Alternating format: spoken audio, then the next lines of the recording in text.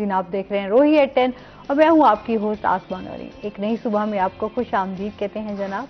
और आज का दिन आपका कैसा जा रहा है? वीकेंड है, सैटरडे, मोस्टली लोग जो है इस वीकेंड को घरों में एंजॉय कर रहे होंगे। और जैसे कि मौसम की सूरत हाल है तो आज सेकेंड डे है जी, दोबारा से धुंध पड़ना स्टार्ट हो गई है और बड़े ही मज़ेदार मौसम हुआ है। इस मौसम को लोग जो है वो एंजॉय भी कर रहे होते हैं। और जब स्पेशली वीकेंड होता है तो वीकेंड में ये होता है कि आपकी गैदरिंग भी चल रही होती है, साथ साथ दोस्तों की गेट टुगेदर भी होती है, बारबेक्यू चल रहा होता है और मज़ेदार पकवान भी तैयार हो रहे होते हैं, स्पेशली जब वीकेंड होता है। क्योंकि मेरे ख्याल में सारा पूरा वीक आप जब काम कर रहे होते हैं तो फिर आपका जब वीकेंड स्टार्ट होता है तो उसमें आपकी कोशिश यही होती है कि आप अच्छे दोस्तों के साथ, जिनके साथ आप एक अच्छा ताल्लुक है, उनके साथ टाइम ज़्यादा स्पेंड करें। क्योंकि आजकल हम जिस तरह देखते हैं हमारे मुल्क की सूरत हाल है, उसमें अफरा तफरी है, परेशानियां हैं, मसाइल हैं, तो जो आपको खुशी का एक टाइम मिलता है उसको कभी ज़ाया नहीं करना चाहिए। उसको हमेशा हंसते हुए, मुस्कुराते हुए, खुशी के साथ गुजारें। चाहे आप अपनी फैमिली के साथ गुजार रहे हैं, चाहे आप अपने दोस्तों के साथ गुजार रहे हैं, चाहे आप अपने कोलीग्स के साथ गुजार रहे हैं,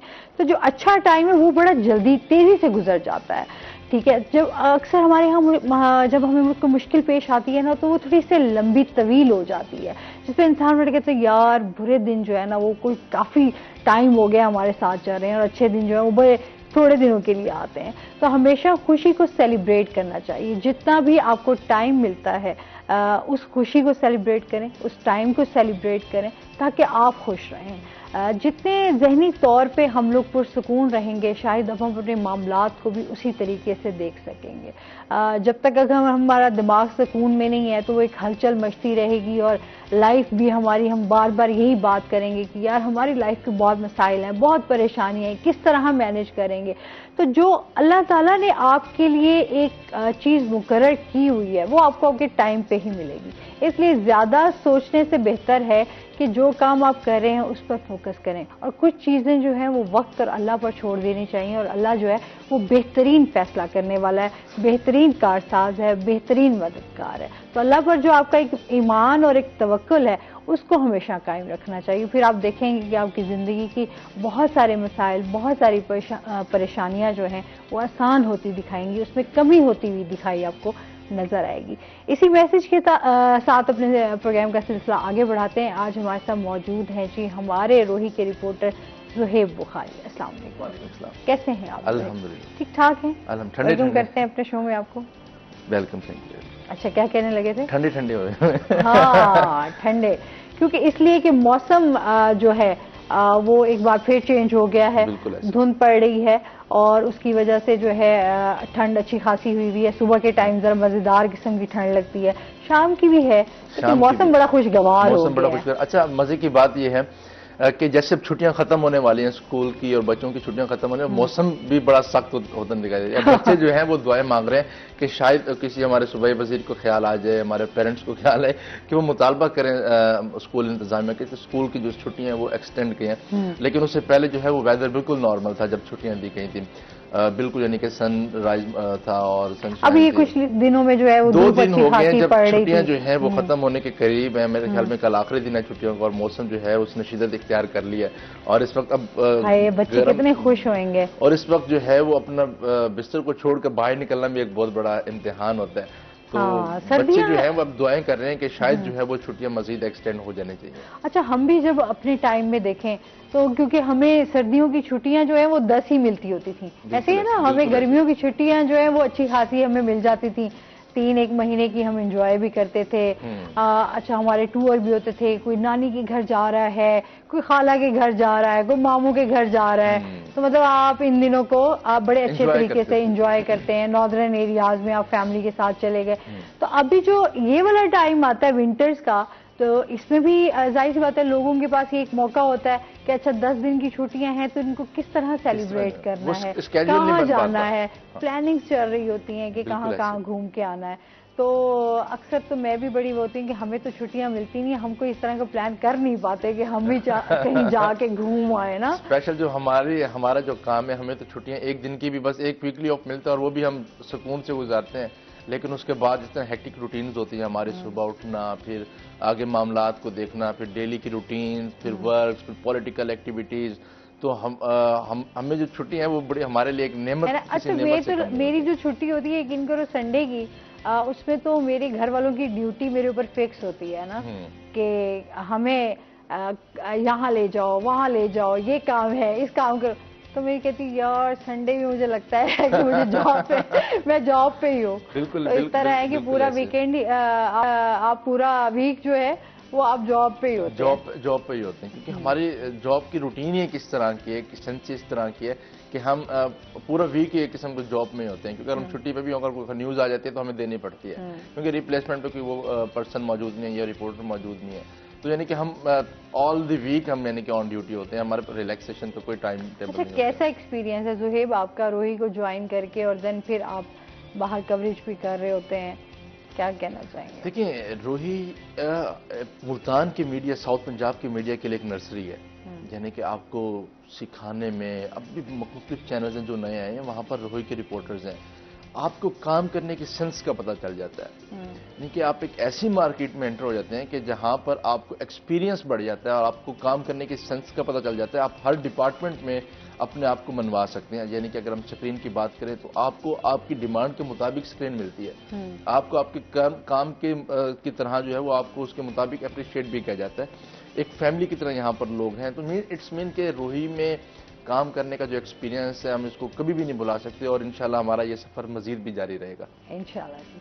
अच्छा, इसके साथ साथ थोड़ा हम अब मुल्तान की स्टोरीज पे भी आ जाते हैं, क्योंकि हमारा जो मेन मकसद होता है यहाँ पर बैठने का और डिस्कस करने का वो यही है कि यहाँ पर मुल्तान की जो छोटी छोटी हमारे चीज़ें हैं, मसाइल हैं, उनको उजागर करने की ज़रूरत है। एक आम बंदे की आवाज़ जो है वो पहुँच सके कामे वाला तक, कि जो हमारे मसाइल हैं उनको सुना जा सके और उनके ऊपर कोई एक्शन लिया जा सके। अच्छा, मैं एक कल चीज़ देख के बड़ी हैरान हुई, मुझे बड़ा अच्छा भी लगा। यहाँ पर हमारे निश्तर के हवाले से बिलाल ने एक जो है प्रोग्राम किया अपना मेडिसिन के हवाले से, और डॉक्टर्स के ऐसे थरथली मची हुई थी निश्तर में पूरे। तो हमारे भाई रोही पे हम जब बात करते हैं तो उसके ऊपर फौरन एक्शन लिया जाता है। कमिश्नर साहब उनके ऑफिस पहुंचे हुए थे, तो मैं इस पे हंसी कि यार हमारे यहाँ पर छोटी छोटी चीज़ों को जो है वो फौरन नोटिस लिया जाता है और उसको दिखाया जाता है, और कि आवाम बेचारी जो है वो किस तरह सर्वाइव कर रही है इस मुश्किल हालात में जो हमारे इस टाइम चले हुए हैं। और यकीन करें, कभी कभी कल मैं देख रही थी इतना मुश्किल वक्त है कि जो हमारे ख्वाजा आसिफ साहब हैं उन्होंने एक बड़ी बात की और बड़ा स्टेटमेंट दिया उन्होंने जुहेब, कि मार्केटें बंद हो जाएंगी, सब कुछ बंद हो जाएगा, कारखाने बंद हो जाएंगे, इंडस्ट्रीज बंद हो जाएंगी, आपकी सब चीज़ें बंद होने वाली हैं, और मतलब फिर मुल्क कैसे चलेगा? देखिए, मतलब यार आप सब कुछ बंद करने जा रहे हैं तो एक आम बंदा कैसे जिएगा? लोगों के, बहुत सारे लोगों के रोजगार जुड़े हुए हैं, बहुत सारे लोगों की उम्मीदें जुड़ी हुई हैं। जब हमारे लीडर ही इस तरह की स्टेटमेंट्स देंगे तो हम कहां से होप लेकर आएंगे? इंडस्ट्रीज बंद हो रही हैं। अब कल की बात, परसों की बात है कि एक बड़ी इंडस्ट्रीज है जो ट्रैक्टर्स को मैन्युफैक्चर करती है मिल्लत इंडस्ट्रीज के नाम से, वो बंद हो गई है। इट्स मीन कि एक इतनी बड़ी मुल्क की इतनी बड़ी इंडस्ट्री बंद हो गई है जिससे जुड़े लाखों जो मुलाजमीन थे वो यानी कि बेरोजगार हो जाएंगे। इसी के साथ और मैं कहती हूँ, अच्छा अभी आप देख रहे हैं, अभी भी आप इमरान खान की कह रहे हैं 25 मिनट की ऑडियो है, अभी वो लीक होगी, पता नहीं क्या होएगा। बस कर दें यार, एक दूसरे की इस तरह की ब्लेमिंग गेम से बाहर निकल आए। अब तो बाहर निकल आए। इस टाइम जो मुल्क के बारे में तो कुछ ऐसा लगता है कुछ सोच ही नहीं रहा। अब कल जो है वो असद उमर की एक स्टेटमेंट आई, उन्होंने कहा कि इंडिया के पास जो है वो 565 बिलियन डॉलर्स की जो है वो रिजर्व पड़े हैं, और हमारे पास सिर्फ 565 MBs की वीडियोस पड़ी हैं। तो इट्स मीन कि हम सिर्फ वीडियोस में, कि हमारे पास तो कोई रिजर्व नहीं है। हमारा मुल्क जो है वो मुआशी तौर पर इतना बदहाली का शिकार हो गया कि हम सोच भी नहीं सकते कि इतने भी हमारा मुल्क जो हो सकता है। इट्स मीन कि हम सिर्फ वीडियोस खेल रहे हैं और वो अपने रिजर्व बना रहे हैं। यार ये में देखो, कल मैंने खुद एयरटेल स्टोर्स पे रश देखा, और रात के तकरीबन को इस टाइम मेरे ख्याल में 6:30 बजे शाम के बज रहे थे, और लोग लाइन में खड़े हुए थे। बिल्कुल, मैंने भी इस तरह देखा था, ये जो कचहरी के आगे जो मैं पड़ा वहां पर। मतलब इतना बुरा हाल है इस टाइम, लोग परेशान हैं, समझ नहीं आ रही कि किस तरह घी की कीमतों में इजाफा हो रहा है, आटे की कीमतों में इजाफा हो रहा है, आपकी रोजमर्रा की जो खाने पीने की अशियां हैं उनमें इजाफे होते जा रहे हैं। तो लोग किस तरह सर्वाइव करेंगे? एक यूटिलिटी स्टोर्स का उनके दिमाग में आता है, लेकिन वहाँ टाइम भी जाया और आपको चीज भी नहीं मिलेगी। अच्छा, इस पे मजीद बात करते हैं। कॉलर हमारे साथ है। अस्सलाम वालेकुम। जी जी, वालेकुम सलाम। जी, कौन बात कर रहे हैं हमारे? जी जी, खावर बात कर रहा हूँ। खावर बात कर रहे हैं जी, क्या कहना चाहेंगे? जी, मैं ये कहना चाह रहा हूँ कि आप लोग जितने भी हैं टीवी के जो इनवाइट करते हैं एंकर पर्सन, बाकी जितने भी लोग हैं, आप जो डिस्कशन करते हैं वो डिस्कशन आप तो ये पॉलिटिक्स पे करते हैं या फैक्ट, और जो मेन टॉपिक यही होता है। मेरा कहने का मकसद ये है कि आप लोग सोशल प्रॉब्लम जो हमारे हैं उसको उजागर किया करें और उसके रेजोल्यूशन बताया करें, इसकी रिकमेंडेशन, और वहाँ पे बेसिकली खबर साहब, मुझे एक बात का जवाब दें। आप अभी हमारा शो आपने कॉल मिलाई है, आप शो देख रहे हैं, तो अभी हम कौन से इश्यूज पे बात कर रहे हैं? अभी तो एफबीआर के रेलिवेंट बात चल रही है। मैंने तो अभी एफबीआर का जिक्र भी नहीं किया। मैंने तो अभी एफबीआर का जिक्र भी नहीं किया। मैं तो अपने सोशल इश्यूज पे बात कर रही हूँ। मैं तो यहाँ पे आम बंदे की बात कर रही हूँ। नहीं, मैंने बेसिकली अभी जैसे मिला है तो मैं कॉल मिलाई है, मैंने गौर से देखा नहीं था पहले, तो अभी आपने देखा नहीं, लेकिन आपने एफबीआर पे चले गए क्योंकि उसकी वहां पर बीट उसकी एफबीआर से रिलेटेड है। लेकिन हम यहाँ पर बैठे हैं तो मेरा सबसे पहले मैंने बात भी यही की है कि मेरा यहाँ पर बैठने का मकसद ये है कि हम अपने यहाँ के जो हमारे मसाइल हैं हम उसको उजागर करें। यहाँ पर जो हमारा एक गरीब बंदा जो है वो सर्वाइव कर रहा है, वो किस तरह गुजारा कर रहा है, हमने उसकी आवाज को देखना है। तो मेहरबानी आप बगैर सोचे समझे आपने कॉल मिला दी है। मैं बताता हूँ ये क्या था। अच्छा, खबर साहब ने, क्योंकि डिस्क स्टॉप उस पर बात करें तो हमारे नीचे वो चल रहे होते हैं, टिकर्स वगैरह चल रहे होते हैं, तो खबर साहब ने देखा शायद इसी हवाले से डिस्कशन हो रही है, तो मैं क्यों ना कॉल मिला के बात करूं। अरे कॉल में अरे टिकर्स देख रहे हैं तो सुने भी तो सही, हम बोल भी तो रहे हैं। खबर साहब सुने हमें, और हम सिर्फ पाकिस्तान और पाकिस्तान के मसाइल की बात करें, इंडस्ट्रीज की बात करें कि मेजर जो इस वक्त जो मसाइल हैं वो मईशत के है। मईशत जब तक स्टेबल नहीं होगी उस वक्त तक हम पुरसकून जिंदगी नहीं गुजार सकते। तो एवरीथिंग इज डिपेंड ऑन, हमारी मईशत पे हमारे हर चीज डिपेंड होती है। एफबीआर तो बात की बात है, तो एफबीआर इस पर भी क्या स्टेप ले वो भी हम आगे चल के बताएंगे कि बिल्कुल, एफबीआर पे तो हमने जाना ही जाना है, बट अभी तो हम ये सोशल इश्यूज देख रहे थे कि हमारे यहाँ अभी क्या क्या चीजें हम लोग फेस कर रहे हैं। जिस तरह आटे का बहरान के देख रहे हैं लोग। अच्छा, सस्ता आटा, क्योंकि लोग इसकी तरफ भाग रहे हैं कि हमें सस्ता आटा मिल जाए, लेकिन एक क्वालिटी पे भी बात करूंगी ज़ुएब, क्वालिटी भी अच्छी नहीं है। वो लोग आटा लेने पे मजबूर हैं जो किसी काम का नहीं है, लेकिन अवाम मजबूर है खाने के लिए मजबूर है। इस हवाले से भी लोगों को मसाइल हैं। कल मैं वसीम से बात कर रही थी कि साफ पीने का पानी भी अब हमें मुयसर नहीं है, जो कि अभी मुल्तान का पानी जो है वो बहुत बुरे तरीके से गंदा हो चुका हुआ है। बीमारियां बहुत ज्यादा फैल रही हैं। हेपेटाइटिस ने भी अलर्ट कर दिया इस सेंस में। बिल्कुल, हेपेटाइटिस जो है वो बहुत तेजी से फैल रहा है, बच्चों में, बड़ों में, बूढ़ों में। तो इसके हवाले से हमें एहतियात करने की बहुत ज़्यादा ज़रूरत है। स्पेशली आप पानी बॉयल करके पिएं। अगर आप फिल्ट्रेशन प्लांट कहीं अवेलेबल नहीं है तो वहाँ पर आप इस तरह के जो घर में आप कर सकते हैं वो लाजमी हमें करना चाहिए। बिल्कुल ऐसे। अच्छा, फिर हमारे रोड्स की जो सूरत हाल है उस पर भी तो अल्लाह ही हाफिज है, उस पर भी हम रोज ही बात करते हैं। वो टूटा हुआ है, जिस रोड पे जाए वो रोड टूटा हुआ है। यही हाल है। जहाँ जाए हम कहें कि हमें मुश्किलात का सामना करना पड़ता है। अच्छा, और दिन ब दिन ट्रैफिक बढ़ती जा रही है। हम देखते हैं अब रोड्स पे उस तरीके से जो है खड़े हुए होते हैं, ट्रैफिक बंद होती है। अच्छा, कहीं कहीं ट्रैफिक वार्डन्स भी बड़े सुकून से खड़े होते हैं। ट्रैफिक फंसी हुई है और वो खड़े हैं, सुकून से खड़े हैं। जब तक कोई हलचल नहीं ना अच्छी खासी मच जाती तब तक वो भी तशरीफ नहीं लाते। ये भी उनके ऊपर बड़ी उनकी मेहरबानी है। वैसे क्या बात है। अच्छा जी, इसके साथ साथ जिस तरह हम मौसम की बात कर रहे हैं, इश्यूज पे बात कर रहे हैं, तो थोड़ा सेगमेंट की तरफ चलते हैं, जानते हैं मौसम का हाल, टुडेज वेदर।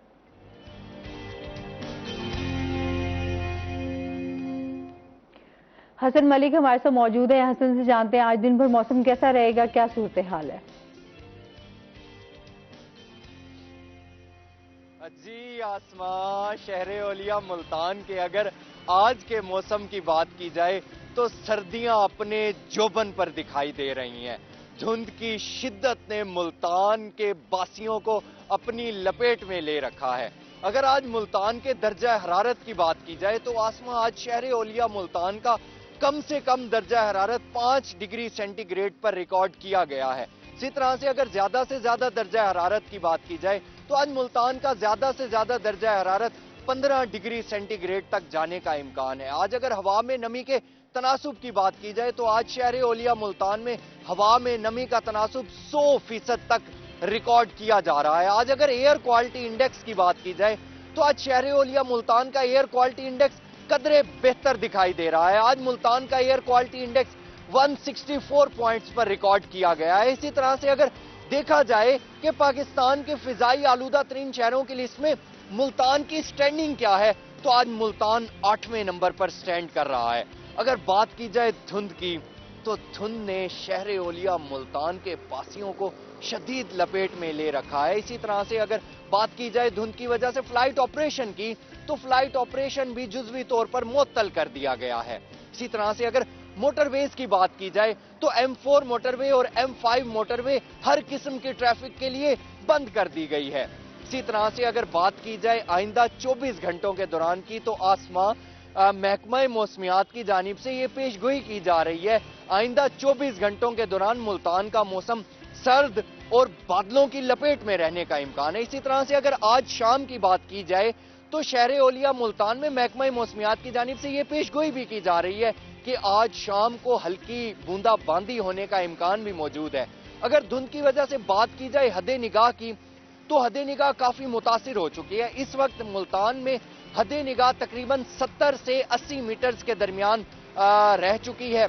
इसी तरह से अगर बात की जाए गुज़िश्ता दिनों की, तो कल भी मुल्तान में काफी ज्यादा धुंध का राज दिखाई दे रहा था और महकमा मौसमियात की जानिब से ये पेशगोई भी की जा रही है आइंदा 24 घंटों के दौरान मुल्तान का मौसम शदीद सर्द और धुंध की लपेट में रहने का इम्कान है। जी आसमां।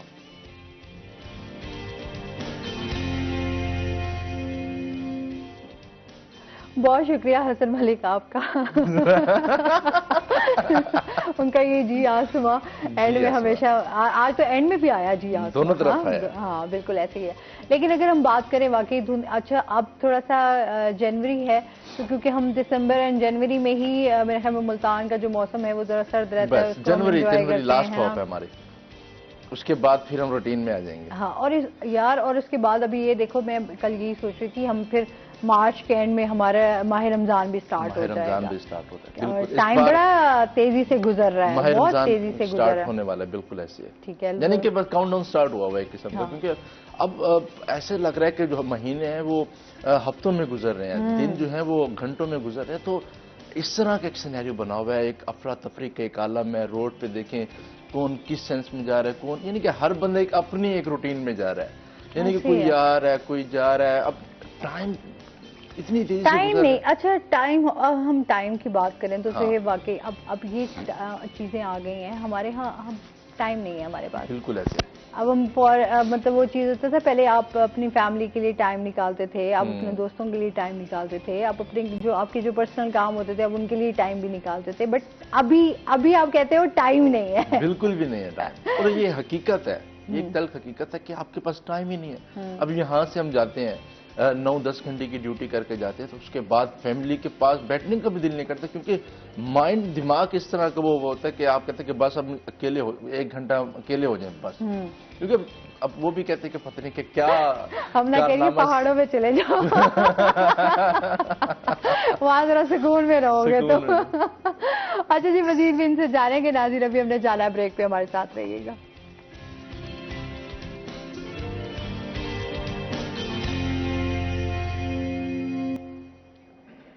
वेलकम बैक नाज़रीन, वही 10 में आपको खुश आमदीद कहते हैं।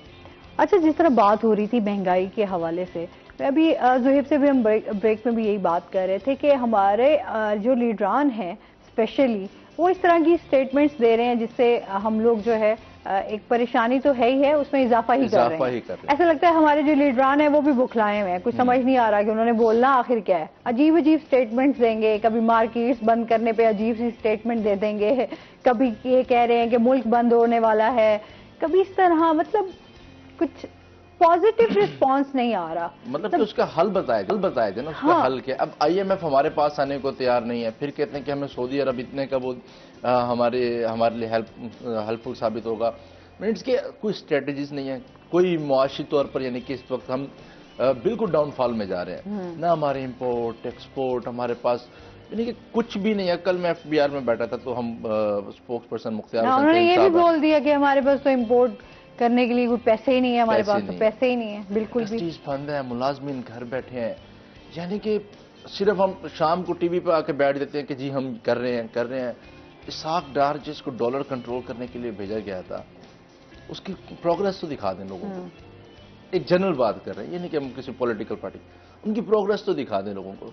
मीन्स के अभी हम किन मुश्किलात से गुजरे हैं, फिर कोविड था, फिर उसके बाद सैलाब था, बिल्कुल दीगर ऐसे ही। इश्यूज हैं कि हम इस पर डाउनफॉल की सूरत हाल में जा रहे हैं। और लेकिन टीवी पे सिर्फ ये आके बता दिया जाता है कि महंगाई भाई उसका हल भी तो है ना कुछ, उसका अच्छा, हल तो बताए ना कम से अच्छा आप कम। आवाम से हल पूछ रहे हैं या आवाम को बता रहे हैं? आवाम आप फिर को। क्या कर रहे हैं? अब आप अगर फिर कहते हैं हुकूमत कि में तो आप मार्केटें हैं। बंद कर दें, 8 बजे ये बंद कर दें, 10 बजे मैरिज हॉल बंद कर दें, फिर 30% जो लाइटें हैं सरकारी इदारों की वो बंद कर दें। इट्स मीन के क्या लोगों को उल्टे बेवकूफ़ बनाया जा रहा है कि एक खुडी लाइन लगाने की बात करें कि ये कि आप लोग कुछ स्ट्रेटजीज बनाएं, कुछ मुआशी लोगों के साथ स्ट्रेटजीज बनाएं कि मुल्क को इस बुरहान से कैसे निकालना है। अगर अर्ली इलेक्शन है तो आप अर्ली इलेक्शन करवा दें। बस मैं तो ये अब ना बहुत बुरी कंडीशन है। वैसे उस हालात में देखा जाए तो तमाम जितने भी हमारे लीडर हैं अब उनको सिर्फ मुल्क के बारे में सोचना चाहिए। बिल्कुल। अब अपनी जो आपके सियासी इख्तलाफात हैं या आपके अपने कोई पर्सनल ग्रजेस भी हैं तो उनको साइड पे रख देना चाहिए। आपको एक प्लेटफॉर्म पे इकट्ठे होना चाहिए अपने मुल्क के लिए, जो कि शायद वो मेरे ख्याल में मुझे नहीं लगता कि कभी इकट्ठे हो पाएंगे। ये पॉसिबल नहीं है। बस ये अगर इकट्ठे होंगे तो फिर ये शादियों पर तो इकट्ठे हो सकते हैं, लेकिन अच्छा इनकी अरे मजे की बात है, मैं अक्सर इनकी शादियों की स्टेटस देख रही होती हूँ या इनकी पिक्चर्स देख रही हूँ, बहुत ही कूल डाउन, बहुत ही ऐसे एक दूसरे से बड़े तमीज से बात कर रहे होंगे। लेकिन जब आप बात आएगी आपके मुल्क की तो देन कोई बात नहीं करना पसंद करता, गाली गलोच के अलावा, इल्जाम लगाने के अलावा। हैरत है। हैरत है ना, वही तो मैं बता रहा हूँ कि शादियों पे ये लोग इकट्ठे होते हैं, मुल्क के लिए इकट्ठे होते हैं। मुल्क के लिए नहीं इकट्ठे हो सकते। ये कहते हैं कि हम मुल्क के लिए इकट्ठे हैं, वहां पर जो बातें जारी होती हैं, क्योंकि हम भी अब अक्सर होते हैं। तो अभी हम एक शादी पर थे तो हमारे एडिटर साहब अमित बुखारी साहब भी थे, शाह महमूद कुरैशी साहब, तो उनसे इसी वाले से डिस्कशन चल रही थी कि मुल्क की सूरत हाल के हवाले से, लेकिन वो फिर अदम एतमाद तक बातें चल रही हैं। अब देखें अदम पंजाब की जो सियासी सूरत हाल है वो इस वक्त डगमग का शिकार है। इमरान खान साहब कहते हैं कि 11 जनवरी से पहले जो है वो परवेज़ इलाही एतमाद का वोट ले लें, और परवेज़ इलाही कहते हैं कि हम नहीं लेना चाहते एतमाद का वोट। तो ये भी इतलात हैं कि 25 से 26 PTI के जो अरकान है वो उड़ान भरने को भी तैयार है। तो ये खबरें इस वक्त जो हैं वो ज़ेरे गर्दिश हैं। अब ये ऊँट किस करवट बैठते हैं, क्या सूरत हाल होती है। अभी तो सूबों में लड़ाई चल रही है, वफाक तो बैठा है, सूबों की आपस की हुकूमतों की लड़ाई चल रही है। जब तक ये पॉलिटिकल अनस्टेबिलिटी खत्म नहीं होगी हम किसी भी लेवल पर अपनी प्रोग्रेस अच्छी शो नहीं कर सकते, इवन कि वो मुआशी हो या कोई भी सूरत हाल। अच्छा मैं तो ये आती हूँ हमारे वजीर आज़म साहब पे वैसे सवाल है, जहाँ जाते हैं ऐसे बयानात जारी करते हैं और ऐसे प्रोजेक्ट का ऐलान कराते हैं, ऐसे प्रोजेक्ट्स का ऐलान कराते हैं कि बंदा दंग रह जाता है कि यहाँ मईशत का बेड़ा गर्क हो गया और ये कह रहे हैं कि हम ये प्रोजेक्ट्स जो हैं वो बस अनकरीब ये बिल्कुल चेंज कर देंगे, ऐसे चुटकी बजा के, पता नहीं कौन सा मेरे ख्याल में जादू की छड़ी वो लेके घूम रहे हैं, ऐसे घुमाएंगे और वो प्रोजेक्ट के पता करते जा रहे हैं और नीचे जो है वो सियासी तौर पर मामला बहुत डिस्टर्ब है। अभी आम आवाम को नहीं पता, आम आवाम को महंगे आटे पे लगा दिया। देखिए ये भी एक स्ट्रेटेजी बनाई हुई है, आटे को शॉर्ट करके अवाम को वहां लगा दिया, अवाम लगी रहेगी, आटे के पीछे लगी रहेगी, चीनी महंगी कर देंगे, अवाम उसी लाइनों में लगी रहेगी और ये अपनी कारकर्दगी एक तरफ रहेंगे। मीन्स कि ये टोटल एक प्लान है कि अवाम को एक चीज पे लगा देंगे और पीछे जो है वो अपनी नाकामियों को छुपाने के लिए ये बैठे रहेंगे। बस वही में हम बात करते हैं, एक नारा है रोटी कपड़ा मकान, हम बस उसी में ही उलझे हुए हैं, पता नहीं अब हम इन चीजों से कब निकलेंगे। अच्छा इसके साथ साथ थोड़ा FBR की तरफ भी अब आप आ जाते हैं। खावर साहब तो सुन ही रहे होंगे। खावर साहब को बता दें कि अब हम FBR की तरफ आ रहे हैं। अब आ रहे हैं। अच्छा FBR का अमीर से जो टैक्स है वो अदा ना करने वालों के खिलाफ जो है वो क्रैक डाउन करने का फैसला कर लिया गया, इसके हवाले से बताइएगा। बिल्कुल ये बहुत बड़ी खबर है और मैंने खुद वो नाम देखे हैं मुल्तान शहर के, ऐसे बड़े बड़े नाम है कि अकल दंग रह जाएगी कि इतने अमीर तरीन, एक तो अमीर ठीक है, अमीर तरीन जो लोग हैं जिनके बड़े बड़े बिजनेस हैं वो टैक्स अदा नहीं करते, ये मुल्तान के साथ भी जाती है और पाकिस्तान के साथ भी जाती है। उनके जो इतने बड़े जो वो लिस्ट्स हैं, यानी कि नोटिस जो हैं वो एफबीआर में मौजूद हैं। मैंने खुद अपनी आंखों से चंद ऐसे लोगों के नाम देखे हैं और ऐसे बड़े बड़े होटल्स के मालिकान, रेस्टोरेंट्स के मालिकान, फैक्ट्रीज के मालिकान अगर वही टैक्स देने लग जाएं तो हमारा मुल्क जो है वो स्टेबल हो सकता है। लेकिन वो टैक्स अदा नहीं करते। उनकी गाड़ियां, उनके बंगले, उनके घर के नाम, अगर हम उसको अपने चैनल्स पर उनके नाम ऑन एयर करना स्टार्ट कर दें तो मेरा नहीं ख्याल कि शायद वो लोगों में मुंह दिखाने के भी काबिल रहेंगे। लेकिन हम अपनी पॉलिसीज को देखेंगे अपने चैनल की और लाजमी उन लोगों के नाम जो हैं वो ऑन एयर करेंगे। और हम इस चीज़ को अपना हक समझते हैं कि उन लोगों को कौम के सामने उन लोगों को लेकर आएंगे।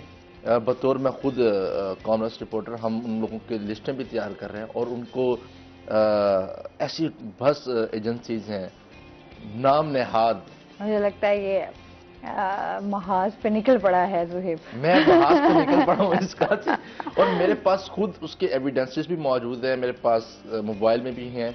और लेकिन अगर हम उनको ऑन एयर करेंगे उनके नाम तो जो इलेक्शन लड़ने की तैयारी कर रहे हैं तो ये एक अच्छा महाज खड़ा हो सकता है। कुछ चीजें तो शायद तुमने देखी हो इससे पहले कि हमारी बहुत सारी चीजें जो शायद हमारी नजरों से भी गुजरी ना हो और इधर उधर हो गई हो। तो ये बहुत सारी चीजें हैं जो हम अक्सर बात करते हैं। हमारा जो एक मुल्क का सिस्टम है वो शायद गरीब पे ही सारा टैक्स लागू कर दिया गया है कि उसी से ही टैक्स लेना है। अब आप शॉपिंग करने भी जाएंगे, मैं आपको यकीन करूं, चाहे अब यहाँ पे लोगों के ब्रांड्स पे आपके फ्लैट 50 लगा दिया गया है, फ्लैट 30 लगा दिया गया है। आप वो उन ब्रांड्स को फायदा है भाई, वो उस ब्रांड्स में से भी आपका टैक्स काट रहे हैं, ठीक है। और इतना टैक्स काट रहे हैं कि उसमें से अच्छा खासा हम लोगों के ऊपर बर्डन है कि एक जो ड्रेस हम ले रहे हैं कि अच्छा बड़ी खुशी से कि हाँ 50% डिस्काउंट में है तो वो 50% डिस्काउंट पे नहीं है। उसकी भी एक स्ट्रेटजी है। बेसिकली क्या होता है, बेसिकली ये होता है कि वो आप लोगों को कैच करने के लिए, आप लोगों को मुतवज्जा करने के लिए, आप लोगों को अपनी दुकान में खींचने के लिए वो फ्लैट 50%, अदरवाइज ये पॉसिबल ही नहीं है कि 50% आपको उसमें रियायत मिलेगी। वो इंक्लूडिंग टैक्स, इंक्लूडिंग उनको जो बेनिफिट्स है वो इंक्लूड वो घाटे में नहीं है भाई। अगर उन्होंने फ्लैट 50 लगा दिया है बचत कर रहे होते हैं तो फ्लैट 50 का मकसद ये है कि आपको अपनी तरफ मुतवज्जा करना है उसने। अच्छा, सम टाइम तो ऐसा भी बेवकूफ बनाया जाता है, बाहर लगा दिया जाता है फ्लैट 50, फ्लैट 30 और जब आप अंदर जाएंगे तो वो आपको वो बिल्कुल नजर नहीं आएगा फ्लैट 50। अच्छा, फ्लैट 50 नजर आएगा आपको, आपका सीजन ऑफ पे आपको फ्लैट 50 को मिल जाए तो आप उस पे, क्योंकि उसने माल भी तो निकालना है ना जो उसने खरीदा। लेकिन मैं कहती हूँ भाई आप उस पे भी एक बंदा टैक्स पे कर रहा है, खाना खाने जा रहा है उस पे टैक्स दे रहा है, पानी पी रहा है तो उसकी बोतल पे भी टैक्स है। और लेकिन जिसको टैक्स अदा कर रहा है वो खुद टैक्स अदा नहीं कर रहा। हाँ, That's a point, ठीक है। जिसको हम अब उठाने जाएंगे तो कि जो अब हम एक होटल पे खाना खाने गए हैं, हम टैक्स अदा कर रहे हैं, लेकिन वो खुद टैक्स अदा क्यों नहीं कर रहा। अच्छा, मैं इसी तरह ग्रॉसरी लेने हम गए, मेट्रो बना यहाँ पर, तो हम वहाँ, अच्छा मैं समझी शायद बहुत ही रीजनेबल प्राइस पे यहाँ पे हम घर की ग्रॉसरी जो है वो आपको बड़ा रिटेल प्राइस जो है वहीं उसी से, लेकिन उसके बाद जो पर्चे आपको थमाए गए ना और जो पर्चे एंड में थमाए गए वो एक मेरे लिए शॉकिंग थे कि मैं शॉक्ड हो गई कि आपके वो जो टैक्स थे वो बाद में इंक्लूड किए गए और वो अलहदा इंक्लूड करके वो आपके, और जो बिल बनना था आपका कि आपका रीजनेबल कोई बिल बनेगा वो उससे डबल ट्रिपल जाके बिल बना। तो ऐसे बड़े मॉल्स में जाकर भी आपको कोई फायदा नहीं है कि अगर आपने सिर्फ एक दिखावा करके लोगों को बेवकूफ बनाना है तो क्या फायदा। बिल्कुल। मुझे याद है कि जिस दिन मेट्रो ओपन हुआ था तो उस दिन मैं अपनी वालिदा के साथ वहां पर गया था, ऐसा लग रहा है कि पूरा मुल्तान यहाँ पर है और आया है, कुछ सस्ती चीजें होंगी, लोगों को बड़ा रिलीफ मिलेगा, सामने के बस चीज अब खत्म। लेकिन अब मेरे ख्याल में शायद बहुत कम लोग वहां जाते हैं, लोग अभी भी चीज को प्रेफरेंस देते हैं क्योंकि वहां पर हर किसी के पर्सन के लिए जो है वो है कि अगर एक कैटेगरीज है ना, कैटेगरीज है जिस तरीके से जिस तरह जिसकी जो भी आम आदमी वहां परचेज कर सकता है और ये होना चाहिए कि हम लोगों को रिलीफ कहीं नहीं है ना। आवाम ढूंढती है कि कहीं ना कहीं हमें बचत हो जाए, बचत हो जाए, सेल ढूंढती हैं, हाँ, सेल्स नहीं मिलती। सेल तो अभी लगी हुई है और लोग धड़ाधड़, अल्लाह माफी दे, मैं जो खवातीन के हालात देखती हूँ। और अब तो वैसे वेडिंग सीजन चल रहा है, तो लोग कहते हैं कि हमें सेल्स मिलनी चाहिए, लेकिन जहां पर लगी होते हैं वो कहते हैं कि यही तो हमारा कमाने का सीजन होता है, क्योंकि वेडिंग सीजन में तो यही सीजन है। उसके बाद फिर आगे मौसम इस तरह का है, शायद लोग उसमें शादी नहीं करते। अच्छा, ये भी एक अजीब सा रिवाज है कि हमारे यहाँ जो शादियां होती हैं वो दिसंबर से स्टार्ट होती है, दिसंबर और जनवरी में सबसे ज्यादा शादी होती है।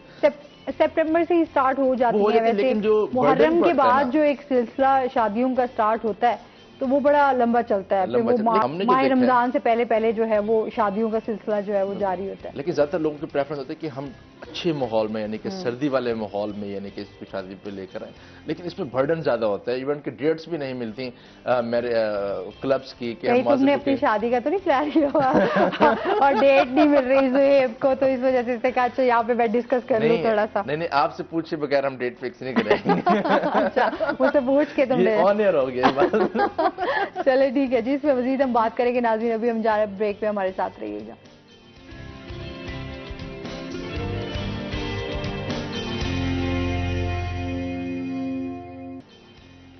वेलकम बैक नाज़रीन, रोही 10 में आपको खुश आमदीद कहते हैं। अच्छा जी, और इसके साथ साथ जिस तरह हम FBR की बात कर रहे हैं तो कोई रिलीफ भी फ्राहम करेगी, क्योंकि जो मुल्की मौजूदा गैर मुस्तहकम मुआशी सूरत हाल है उसके ऊपर। जी बिल्कुल, FBR इस पर जो है वो एक अच्छे स्टेप्स ले रहा है। कल जब हमारी बात हो रही थी मुख्तार हुसैन फहीम से, तो उनको ये कहना था कि जिस तरह गिरती मईशत को जो है वो संभालने के लिए FBR अपना अहम किरदार अदा करेगा।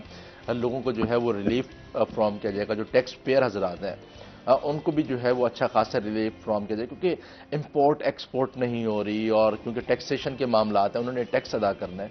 तो जब टैक्सेशन के मामलात, जब इंपोर्ट एक्सपोर्ट ही नहीं, जब वो कुछ जनरेट ही नहीं करेंगे, तो वो कहाँ से जो है वो अपना ज़र मुबादला कमाएंगे, तो वो कहाँ से टैक्स अदा करेंगे। तो अहम ऐलानात जो हैं वो आइंदा कुछ दिनों में इस हवाले से भी मुतवक्किल है, और उम्मीद है कि अच्छा खासा जो रिलीफ है वो फ्राहम किया जाएगा FBR की जानिब से इस हवाले से। हाँ, ये रिलीफ वाला लफ्ज़ हम सिर्फ सुनते हैं ना, सुनते हैं। बस हम सुनते हैं, है ना, बिल्कुल ऐसे। अच्छा, और इसके साथ साथ हम कस्टम इन्फोर्समेंट की भी 2022 में कारकर्दगी जो है वो कैसी रही, इस पे भी बात करेंगे। बिल्कुल, अब क्योंकि फैक्ट्स एंड फिगर कुछ हैं तो हम उसको एग्जैक्ट बताएंगे। मेरे सामने मौजूद है 2023.46 मिलियन का जो सामान है वो कब्जे में लिया गया कस्टम इन्फोर्समेंट की जानिब से साल 2022 में, जिसमें से 413 मिलियन की 107 गाड़ियां जो हैं वो बरामद की गई हैं। 107 गाड़ियां 413 मिलियन की बरामद की गई हैं। इसी के साथ साथ 468.14 मिलियन के जो है वो पेट्रोलियम ट्रक, यानी कि डीजल ऑयल से जो इंपोर्टेड जो ऑयल होते हैं उससे लदे हुए 28 ट्रक जो हैं वो कस्टम इंटेलिजेंस कस्टम इन्फोर्समेंट ने अपने कब्जे में लिए। अगर हम उनकी पिछले साल की कारकर्दगी की बात करें तो 17% से ज्यादा इजाफा हुआ है, यानी कि पिछले साल जो उनकी प्रोग्रेस थी उसकी निस्बत जो है वो 17% इजाफा हुआ है, और उसमें जो रेवेन्यू जो जनरेट किया उन्होंने वो उसमें भी 119% इजाफा हुआ है रेवेन्यू जनरेशन में भी। ये भी एक अच्छा रेवेन्यू के लिए एक अच्छा स्टेप जरूर है। यानी कि 2023.46 मिलियन का सामान जो है वो कस्टम इन्फोर्समेंट मुल्तान की जानिब से पकड़ा गया, जिसमें आपकी गाड़ियां भी हैं, उसमें आप पेट्रोलियम ट्रक्स भी हैं, डीजल ऑयल भी है, और इस तरह तरह की जो चीजें हैं वो तरह तरह की चीजें, आईफोन्स भी हैं। और उसमें तो फिर आपका सारा आ जाता है ना, उनका जिस तरह भी माल पकड़ा जाता है, उसमें बहुत सारी चीजें शामिल होती हैं, इंपोर्टेड चीजें होती हैं, तो काफी सामान जो है वो कब्जे में ले। सही। अच्छा, वो जो फिर कब्जे में लेते हैं उसका फिर क्या करते हैं जुहेब? देखिए, उनको फिर कस्टम जो है वो अपने कानून के मुताबिक उनकी कार्रवाइयाँ होती हैं।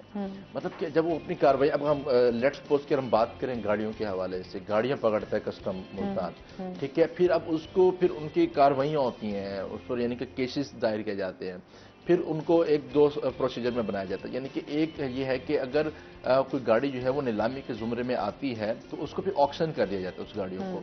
फिर दूसरा जो स्टेप है वो गवर्नमेंट मुलाजमीन के लिए एक अच्छा स्टेप वो ये है कि एक जो गाड़ी है जो नीलामी के जुमरे में नहीं आती, कॉटन वेल्ड है, वो फिर सरकारी इदारों को दी जाती हैं। यानी कि अगर V8 है तो वो 1 लाख रुपए में सरकारी इदारे को दी जाएगी।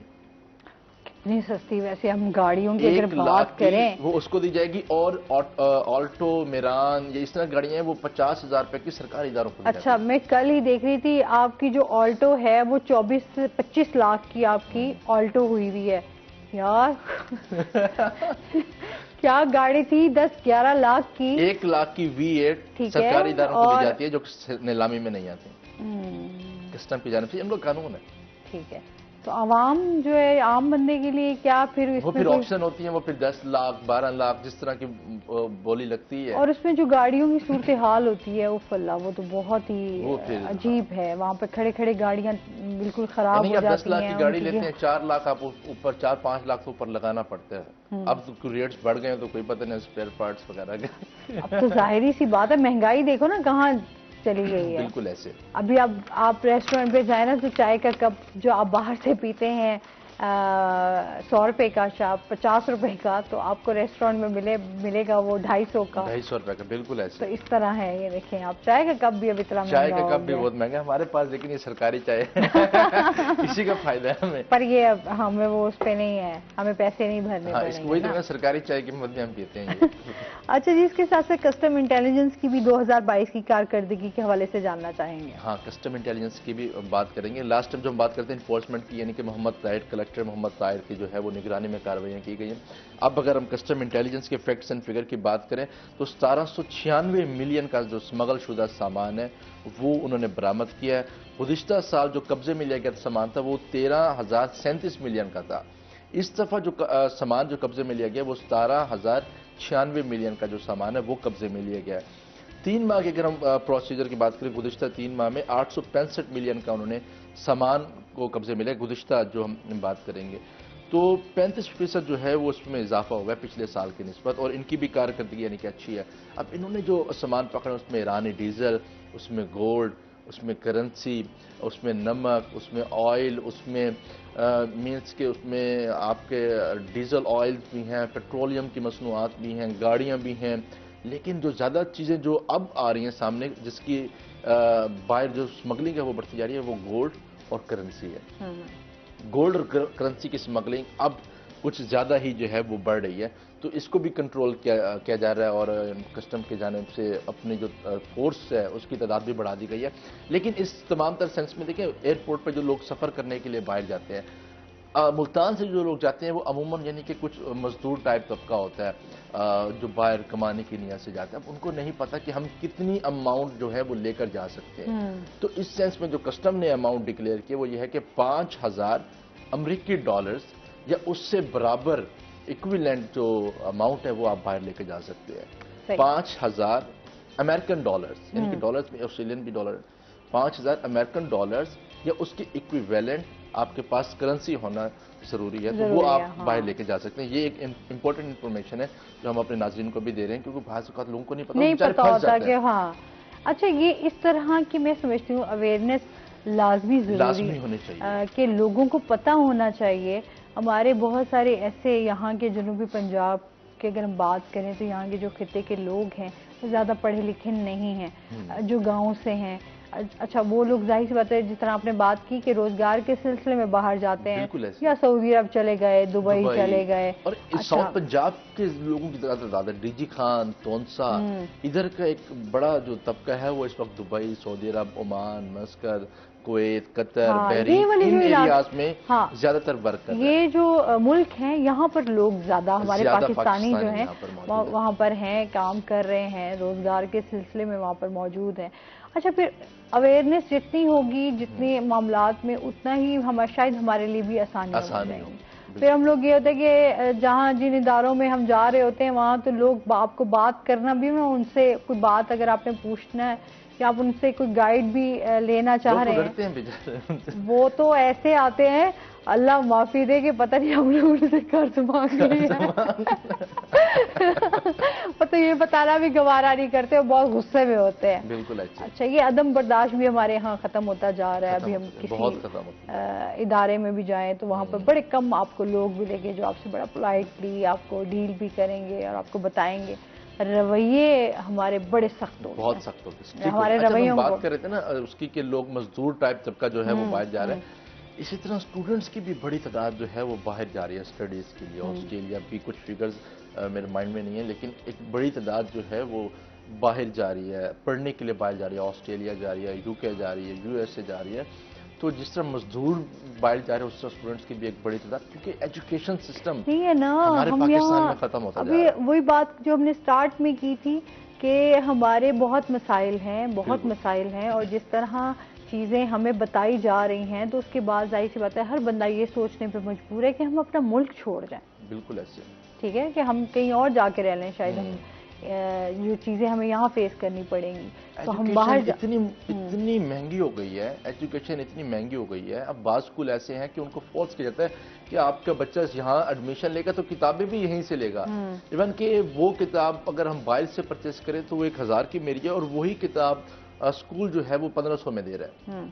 अब उनको बाउंड कर दिया जाता है कि आप इस चीज़ पर बाउंड है कि आप यहीं से ही सिलेबस भी लेंगे, यहीं पर बच्चे को एकेडमी भी पढ़ाएंगे और यहीं पर यूनिफॉर्म भी यहीं से लेंगे। इट्स मीन के मीन कुछ भी नहीं कह सकते, एजुकेशन बहुत महंगी कर दी गई है। बस एजुकेशन है, इलाज है, बस यहाँ पर हम इन्हीं चीज़ों में लड़ते रहेंगे, बात भी करते रहेंगे, लेकिन जब तक हम कहते हैं ना हम यहाँ जिंदा है, हमारी जो जिम्मेदारी है हम उसको पूरा करते रहेंगे। बहुत शुक्रिया ज़ेब, बहुत अच्छा लगा आप हमारे शो का हिस्सा बने। और इसके साथ ही नाज़रीन अभी हमने जाना है ब्रेक पे, हमारे साथ रहिएगा। जब हम ब्रेक से वापस आएंगे तो हमारे साथ कुछ और गेस्ट मौजूद होंगे।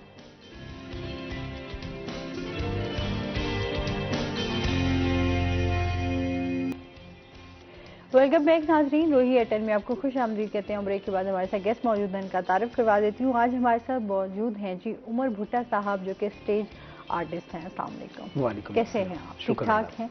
वेलकम कहते हैं अपने शो में। Thank you. कहते हैं ऐसे आर्टिस्ट है जो मेरे ख्याल में अपनी खुशी, अपनी गमी को साइड पे रख के लोगों के चेहरों पर जो है वो मुस्कुराहटें बिखेरते हैं जी। ये एक आसान काम नहीं है, बहुत मुश्किल काम है ना? हाँ जी। क्या हालचाल है? ठीक ठाक हैं? विंटर्स को एंजॉय कर रहे हैं? बहुत ज्यादा। ठंड भी लगी हुई है ना काफी आपको? नहीं, असल में ऐसा होता है कि फनकार, हम लोग थिएटर करते हैं तो सारी रात का थिएटर होता है, और सुबह उठना और इस ठंड में रजाई को छोड़ना वो मुश्किल है ना? ये है वैसे स्टेज आर्टिस्ट जो होते हैं, जाहिर सी बात है उनके ड्रामाज वगैरह चल रहे होते हैं, तो वो एक रात का टाइम, क्योंकि लेट नाइट फ्री होते हैं, तो उसके बाद सोने का टाइम जो है उनके पास सिर्फ सुबह का ही होता है। जी, बस वो आदत कुछ ऐसी हो जाती है कि थिएटर की है, फिर क्योंकि सारा दिन तो हम घर में ही रहते हैं या दोस्तों में जा नहीं पाते, फैमिलीज के साथ होती हैं, तो रात में थिएटर के बाद फिर दोस्तों के साथ गपशप, फिर सुबह की नमाज अदा की और फिर उसके बाद सोती हैं। सही है, मतलब आप अपना पूरा ऐसे टाइम को जो है वो अपने दिन में हम प्लान किया हुआ होता है। दिन में हम क्या करेंगे, बस दिन में यही देखेंगे भाई बादल आ गए, सूरज आया, नहीं आया, धूप पड़ रही है, धूप पड़ रही है, नहीं, बस यही कुछ होता है और तो कुछ नहीं होता। सही है। चले मजीद भी इनसे गपशप का सिलसिला जारी रहेगा। नाज़रीन चलते हैं अपने सेगमेंट की तरफ, हेल्थ टिप। अच्छा जी, आज हम बात करने जा रहे हैं थोड़ा काजू पे। आज हम बात करेंगे, आपको पता है कि ड्राई फ्रूट जो है वो हमारी सब्जी कह रही हूँ, हमारे लिए सर्दियों के लिए जो है वो बेहतरीन तोहफा है। ड्राई फ्रूट्स जो है वो हमेशा आपकी सेहत के लिए बहुत ज़्यादा अच्छे होते हैं, और स्पेशली आप जब सर्दियों में इनका इस्तेमाल करते हैं तो ये आपको बहुत ज़्यादा फ़ायदा देते हैं।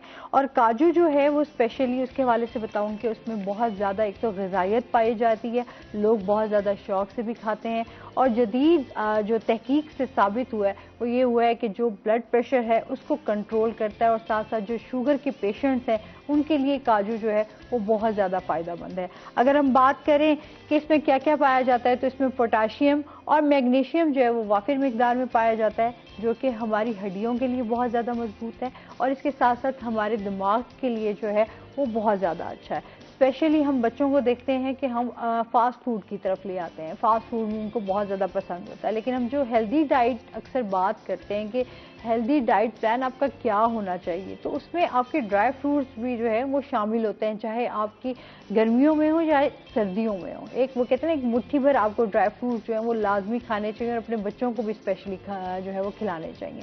और इसके साथ से बच्चों की उसमें दिमाग की, क्योंकि जैसे पढ़ाई भी कर रहे होते हैं, कुरान पाक भी पढ़ रहे होते होते हैं, उनकी एक्टिविटीज़ इस तरह चल रही होती हैं, तो उनको बहुत ज़्यादा ज़रूरत होती है एनर्जी की, तो उस लिहाज से काजू जो है वो उनके लिए बेहतरीन है।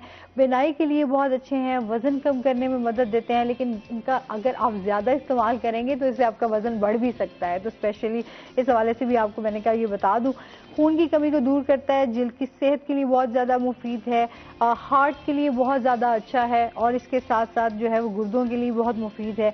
अगर हम काजू का जो तेल है उसको मिलाकर जो मरीज़ हैं स्पेशली उनके लिए बहुत ज़्यादा ये फ़ायदेमंद होता है, जिनको पेन होता है जॉइंट्स का भी उस हवाले से भी, और सर की और दिमाग की खुश्की को भी जो है वो दूर करता है। तो इस लिहाज से काजू जो है वो बहुत सारे आपको फ़ायदे देते हैं। वो कहते हैं ना, अल्लाह ताला की बेशुमार नेमतें और रहमतें हमारे पास हैं।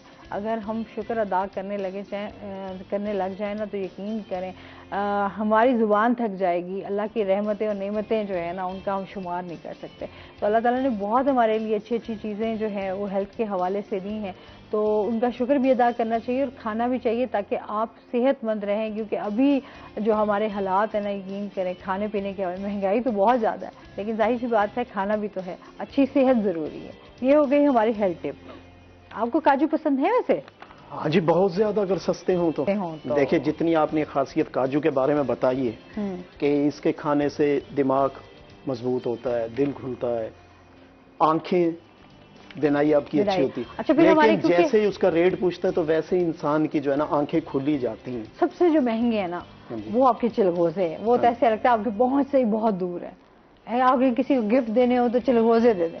चिलगोजे, बल्कि आप ये देख लीजिए कि हमारे जो पठान भाई हैं उसने कपड़े अच्छे नहीं पहने होंगे लेकिन ड्राई फ्रूट महंगे से महंगा वो बेच रहा होगा। बिल्कुल ऐसे ही है, बिल्कुल ऐसे ही है। अच्छा, ड्राई फ्रूट ऐसी बात है। फिर हमारे घर में जो खाने स्पेशली जो मीठे बनाए जाते हैं, जैसे हलवा तैयार होता है, फिर गाजर का हलवा हो गया, उसमें भी काजू, मतलब आप अपनी पसंद के जो है वो ड्राई फ्रूट्स उसमें ऐड कर सकते हैं, वो हमेशा आपको अच्छे भी लगते हैं। उसमें सोन हलवे में भी आपके इस्तेमाल होते हैं ऐसे हमारी ट्रेडिशनल चीज़ें मज़ेदार किस्म की। अच्छा, इसके साथ साथ आपसे जानेंगे आजकल वैसे आपकी क्या एक्टिविटीज चल रही हैं, मौजूदा थिएटर्स की सूरत हाल पे भी बात करेंगे कि क्या चल रहा है। आजकल मैं कर रहा हूँ बाबर थिएटर पे लव 23 के नाम से ड्रामा। यूसुफ कामरान साहब उसके डायरेक्टर हैं, जिन्होंने आर्ट्स काउंसिल में बड़े अच्छे प्ले किए हैं। खुद भी पहले वो आर्टिस्ट ही थे, अब डायरेक्शन देते हैं। उन्होंने आर्ट्स काउंसिल में फेस्टिवल में अवार्ड भी जीते हैं अपने ड्रामों के। और हाजी बिल्ला साहब जो हमारे प्रोड्यूसर हैं, तो इस मौसम में क्योंकि ऑडियंस बहुत कम आती है तो उन्होंने एक सेरा उठाया हुआ है, मतलब थिएटर हो रहा है और फनकारों को मतलब मकबूल उनकी जो पेमेंट है वो अदा की जा रही है, चाहे ड्रामा अच्छा हो जाए या ना जाए। मतलब जो एक पहले हालात थे, आर्टिस्ट नाराज नजर आते थे, परेशान नजर आते थे कि हमारी पेमेंट्स के इश्यूज हैं, हम मेहनत भी करते हैं लेकिन हमें उस तरीके से उसका मुआवजा नहीं मिलता। कुछ जगह अभी भी ऐसा है, कुछ जगह अभी भी ऐसा है, लेकिन जो ये हाजी बिल्ला साहब हैं तो इनका साहब का रिकॉर्ड भी अच्छा है। और ये फनकारों को कहते हैं कि मेरे नसीब का बाद में आएगा, जो फनकार कर रहे हैं पहले इनके।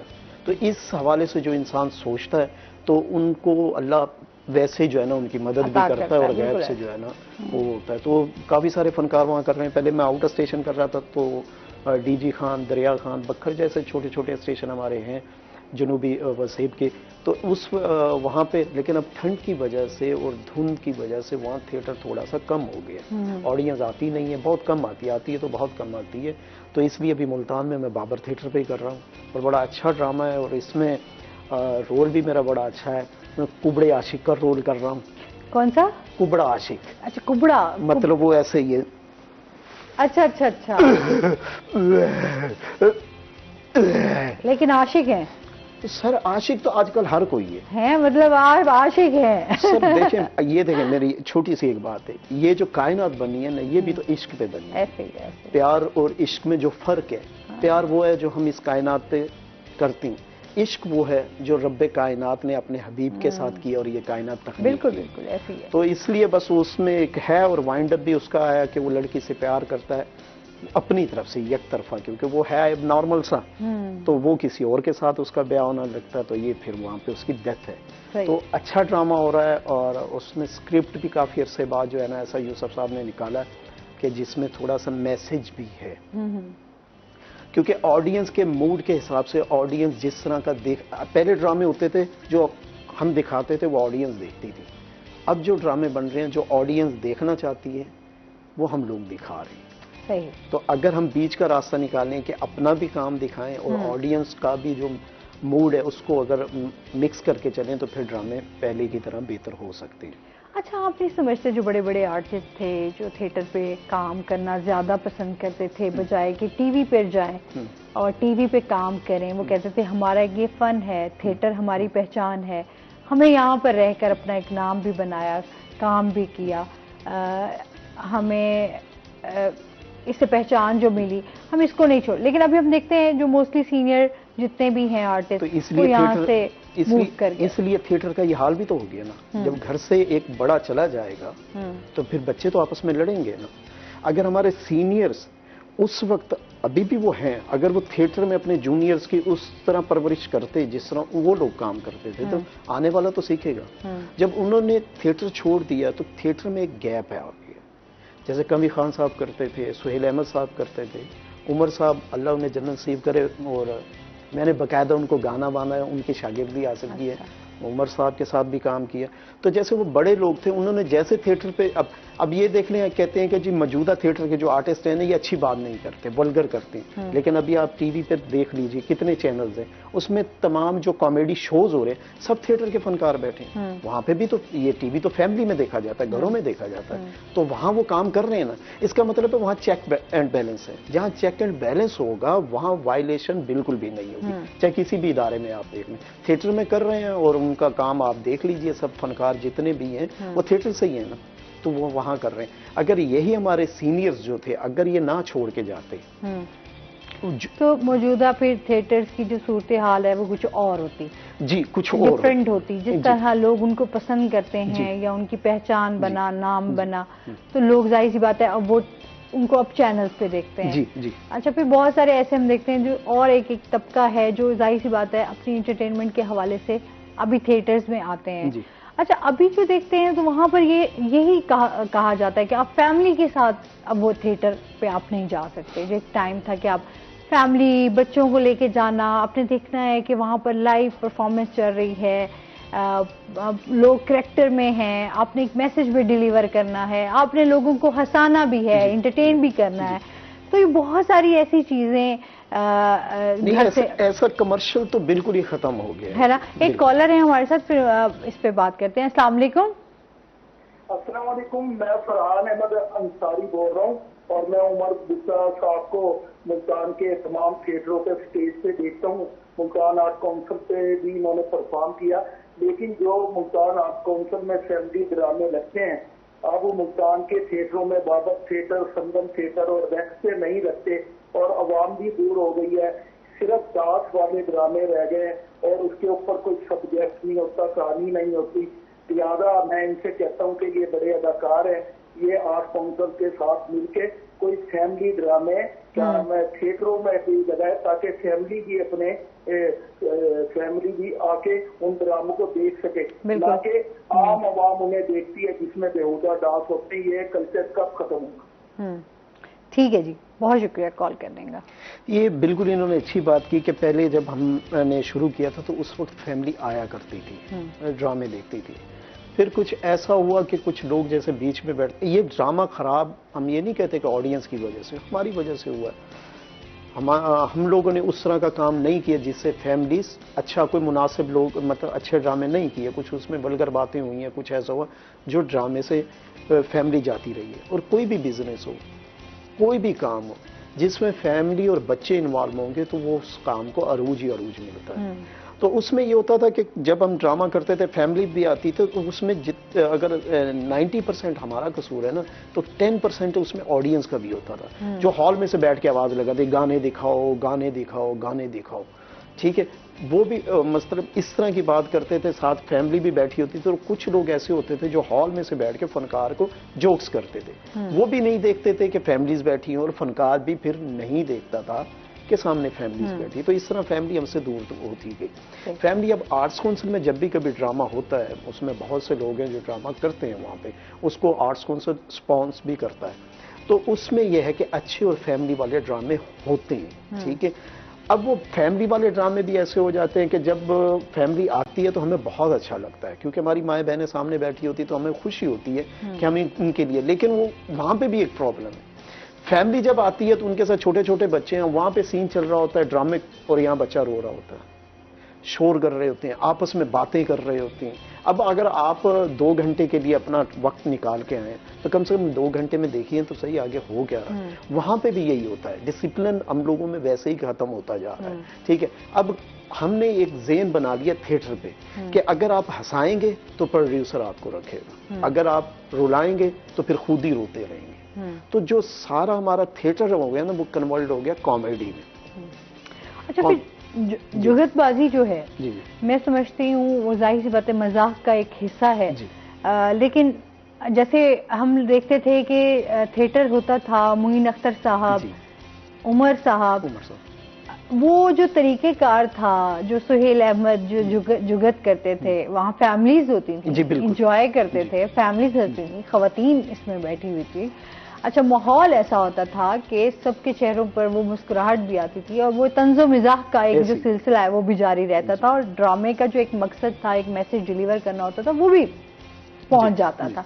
बट अभी हम देखते हैं जो जुगतबाजी आती है उसमें बहुत वर्गैलिटी है ऐसे ही।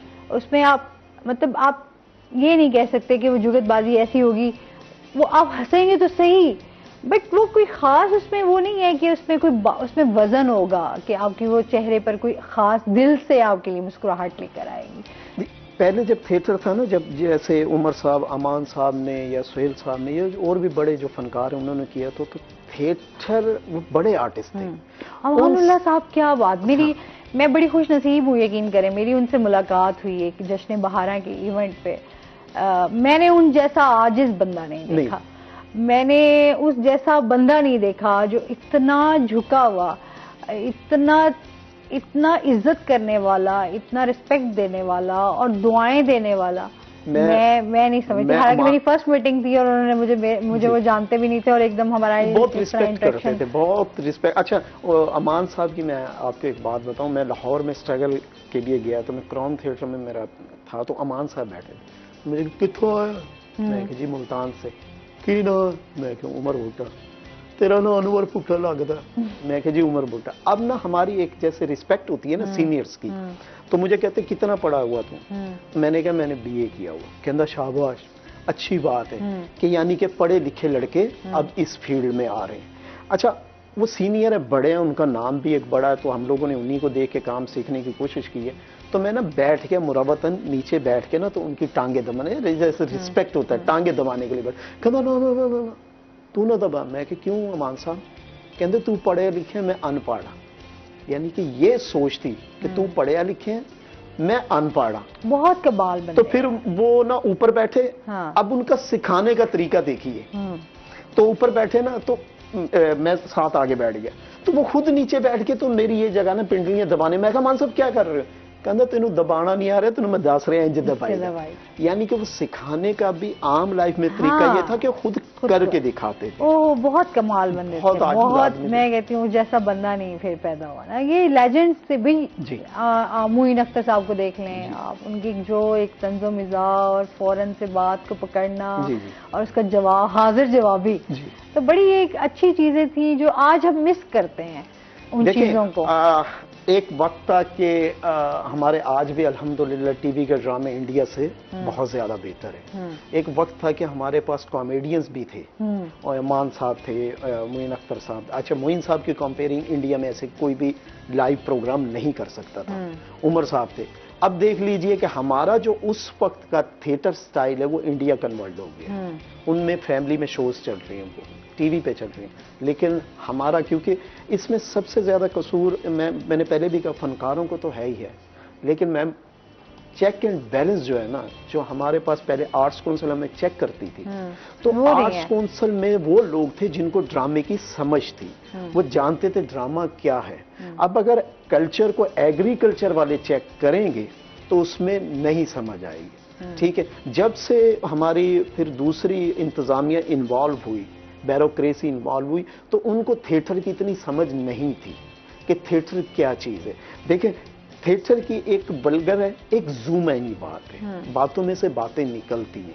वो एक गैप ऐसा आ गया कि आर्ट्स काउंसिल ने अपना अमला थिएटरों पे जो आता था, जो चेक करता था, तो उनके पास अमले की कमी होने की वजह से थिएटर ज्यादा हो गए, तो वो साइड पे हो गए। अब जब साइड पे हो गए तो उसके बाद फनकार को पता था कि मतलब हुआ, फिर हम लोगों ने ये समझ लिया कि जो कॉमेडियंस ही है ना, जो हंसाना ही है, फिर उसमें ये हुआ कि अगर मैं आया तो मैं सीरियस रोल करता था, जिस तरह का मुझे रोल मिलता है मैं उसी तरह का करता।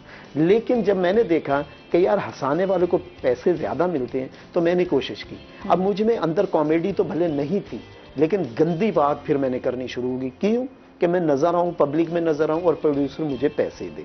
तो ये जो एक हमारा तरीका, अच्छा सबसे बड़ी बात है, जैसे बड़े फनकार करते थे तो उनके ऊपर एक राइटर होता था, एक डायरेक्टर होता था। अब राइटर कम होता जा रहा है, राइटर नहीं है, राइटर नहीं है, कंटेंट नहीं है, नहीं मैसेज नहीं है, मैसेज नहीं है। ठीक है, पहले एक दिन का ड्रामा 1 माह की रिहर्सल होती थी, फिर 7 दिन का ड्रामा 15 दिन की रिहर्सल होती थी। अब क्या होता है कि ड्रामा 7 दिन का है, 10 दिन का है, 2 दिन का है, तराने से पहले पता चलता है आपने ये करना है, आपने ये करना है, आपने ये करना है। तो अब जब पता ही नहीं, स्क्रिप्ट जब होता है ना, अगर उसके हिसाब से कॉमेडी हो ना तो फिर वल्गर नहीं होगी। जब स्क्रिप्ट ही नहीं है, हमारे पास राइटर की बहुत कमी है, राइटर की कमी की वजह से जो है ना ये सब फिर अच्छा, जितने क्या समझते हैं क्यों नहीं है राइटर्स, सर क्यों नहीं लिख रहे? इनकम देखें, अगर मुझे मैंने थिएटर 30 साल की है, अगर मुझे पता है कि राइटर में मुझे पैसे मिलेंगे तो मैं लिखूंगा ना। अब जब मुझे पता है मुझे मिलना ही कुछ नहीं है, तो मैं क्यों अपना टाइम जाया करूंगा, मैं क्यों करूंगा। अब ये थिएटर यहां तक आ गया, जब हमने स्ट्रगल की मैम, तो हम जैसे और भी जूनियर्स लड़के, सीनियर्स बहुत होते थे, अंदर एंट्री नहीं होती थी, मतलब थिएटर्स में एंट्री नहीं होती थी, तो कोशिश होती थी कि किसी तरह हमें भी काम मिले, तो एक एक एंट्री हम लोग किया करते थे। आहिस्ता आहिस्ता उनको देखते देखते हमारी ग्रूमिंग हुई। लेकिन अब क्या हो गया कि नया लड़का नहीं, सीखने वाला नहीं है, उसकी वजह वो जब आता है ना, तो यहाँ थिएटर पे एक टाइम देना पड़ता है, 2 साल 4 साल आप स्ट्रगल, फिर जाके कहीं आप, अगर आप में कुछ है तो आप उसके बाद आगे काम करते। अब जब लड़का आता है वो अपना एक मोबाइल लेता है, टिकटॉक की आईडी बनाता है, उसमें वायरल करता है, उसके बाद उसको पता है ये शॉर्टकट जरिया है, ठीक है, लोग शॉर्टकट की तरफ चले गए, यूट्यूब चैनल बना लेगा। वो तो खुद एक्टर बना हुआ है ना। अब यूट्यूब पे देख लो, सब तो अच्छा काम नहीं कर रहे। अब टिकटॉक पे देख लो, मैंने 30 साल लगाया, मुझे कोई नहीं जानता होगा, लेकिन लाहौर दा पावा, अख्तर लावा, वो सभी देख रहे हैं। अब फैमिली भी तो उन लोगों को ही करती है ना जिनका कोई काम ही नहीं है, उल्टी चीज सीधी जो चीज है उसको लाइक करते हैं। तो जब वो हिट होता है, एक इस तरह के अल्फाज है, फैमिली बच्चे सब वो कर रहे हैं, तो फिर दूसरा देख के भी इसी तरह की कुछ ना कुछ चीजें निकालने की कोशिश करता है।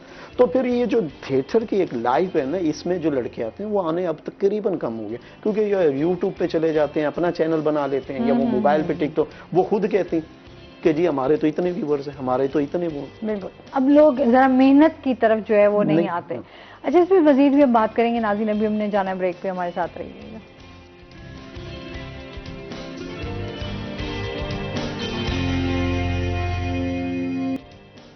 वेलकम बैक नाज़रीन, रोही एट 10 में आपको खुश आमदीद कहते हैं। चलते हैं अपने सेगमेंट की तरफ, आज के भाव।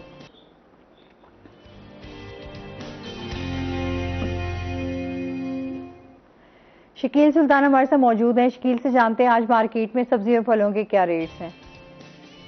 जी, मुल्तान शहर की सब्जी और फलों की मार्केट के भाव अभी भी शहरियों को बहुत ज़्यादा परेशान कर रहे हैं। कीमतें आसमान से बातें कर रही हैं। आज के ताज़ा भाव की बात करें तो लहसुन 400 में, अदरक 320 में, लीमू 160 से 240 में। ये 3 सब्जियां ऐसी हैं जिनकी कीमतों को अरसा दराज से ब्रेक लगी हुई है, कम होने का नाम भी नहीं ले रही। जबकि बुनियादी सब्जियों में प्याज बहुत ज़्यादा महंगा हो चुका है, 3 सेंचुरियां मुकम्मल करने के करीब है, 280 रुपये फी किलो के हिसाब से फरोख्त हो रहा है। जबकि मिर्च जो है वो 120 से 160 रुपये फी किलो के हिसाब से दस्तयाब है। टमाटर 60 से 80 रुपये फी किलो के हिसाब से फरोख्त हो रहा है। मौसमी सब्जियों की बात करें तो फूल गोभी, बंद गोभी, मेथी, शलजम, मूली, ये 4 से 5 सब्जियां 40 रुपये फी किलो पर फरोख्त हो रही हैं। इसके साथ गाजर और आलू जो हैं वो 60 रुपये फी किलो के हिसाब से। सुहांजना कृष्माती सब्जी है, मौसमी सब्जी है, शौक से लोग खाते हैं, उसकी कीमत में उतार चढ़ाव रहता है। 160, 240, 220 रुपये के हिसाब से फरोख्त हो रही है। इसके साथ अरवी, कद्दू, तोरी, ये out of the season items हो चुके हैं। कद्दू 120 में, तोरी जो है वो 160 रुपये फी किलो के हिसाब से, भिंडी 240 रुपये फी किलो के हिसाब से दस्तयाब है। फलों की बात करें तो ये कहा जा सकता है फल जो हैं उन्होंने गरीब के मुंह का जायका तक छीन लिया है। फल जिनकी कीमतें आसमान से बातें कर रही हैं वो नीचे आने का नाम ही नहीं ले रही। अंगूर को देख लें, अंगूर 400 से 600 रुपये फी किलो हुआ है। अनार 320 से 400 रुपये के हिसाब से, जबकि लोरालाई का जो अनार है वो 600 रुपये फी किलो के हिसाब से भी फरोख्त हो रहा है। इसके साथ सेब 160 से 280 में। मौसमी सब्जियों की बात करें जिसमें स्ट्रॉबेरी 1000 से 1200 रुपये फी किलो में फरोख्त हो रही है। इसके साथ फ्रूटर और कीनू और अमरूद जो हैं वो 100 से 120 रुपये फी किलो के हिसाब से दस्तयाब हैं। इसके साथ जो केले हैं 120 से 160 रुपये फी दर्जन के हिसाब से दस्तयाब हैं। बेर जो है मार्केट में नया फल आया है इन दिनों मौसमी सब्जियों में, मौसमी फलों में वो 240 रुपये फी किलो के हिसाब से दस्तयाब है। ओवरऑल अगर हम बात करें तो मुल्तान शहर की मार्केट में जो महंगाई की लहर थी वो ताहाल बरकरार है। इस मूज़ और महंगाई ने शहरियों को अभी भी परेशान किया हुआ है, क्योंकि जो प्याज है, सब्ज़ मिर्च है, हर हांडी में इन्होंने शामिल होना होता है, उनकी कीमतें बहुत ज़्यादा हैं। फल जो हैं वो भी शहरियों की पहुंच से दूर नज़र आते हैं। नया साल 2023 तो शुरू हुआ लेकिन अभी तक नए साल में कोई नई उम्मीद शहरियों को नज़र कम होने की, महंगाई कम होने की नज़र अभी भी नहीं आ रही। जी